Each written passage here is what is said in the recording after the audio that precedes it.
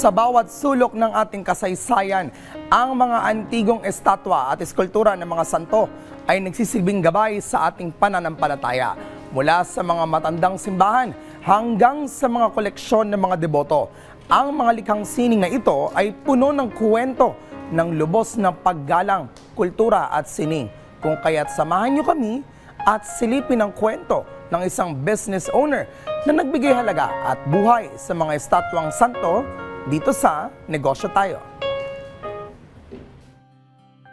Ang mga rebulto o imahe ng santo ay nagsisilbing simbolo ng pananampalataya, debosyon at pagmamahal ng mga Katoliko sa Panginoon. Kaya naman ngayong Semana Santa ay isang antique saint statue business ang itatampok namin ngayong araw upang alamin ang kanilang sikreto sa successful na negosyo.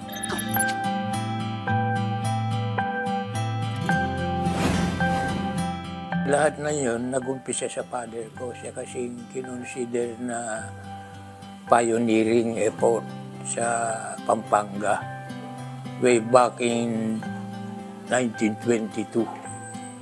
Siya kasi inborn ng talent niya. Wala siyang formal education pero talagang magaling. Bawat ukit niya, umahanga sila. Naging popular ang paggawa niya santo nung makilala niya si Mrs. Marcos.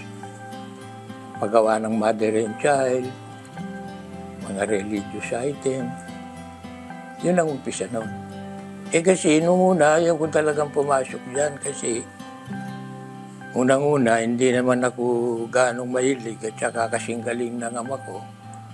Dahil ako yung panganay, talagang pinipilit niya akong anuin yung trabaho niya kasi wala daw magtutuloy doon.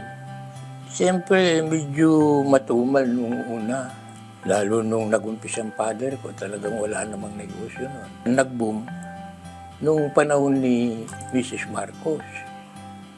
Ngayon, medyo kumita kaming konti noon. Pero sa ngayon, wala na. Ilan na lang ang gawa niya. Karamihan dito, mga protege na lang.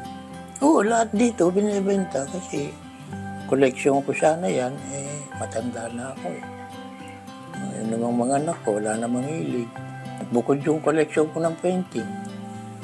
Kasi maraya kong painting dyan, mga national artists.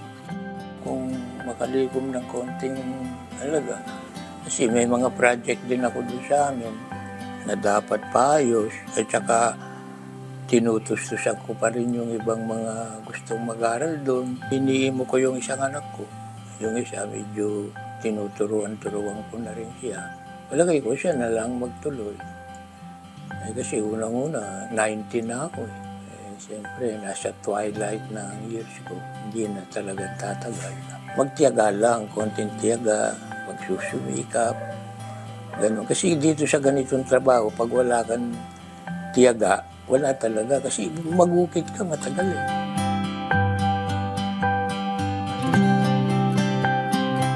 Walang imposible sa mga taong naniniwala sa kanilang pangarap. Yan po ang aral na ibinahagi sa atin ng business owner na si Daniel Flores. Marami pa tayong mga ibabahagi sa inyong mga business stories, mga kanegosyo. Kaya naman kita-kits ulit tayo sa susunod. Kaya naman tara, negosyo tayo!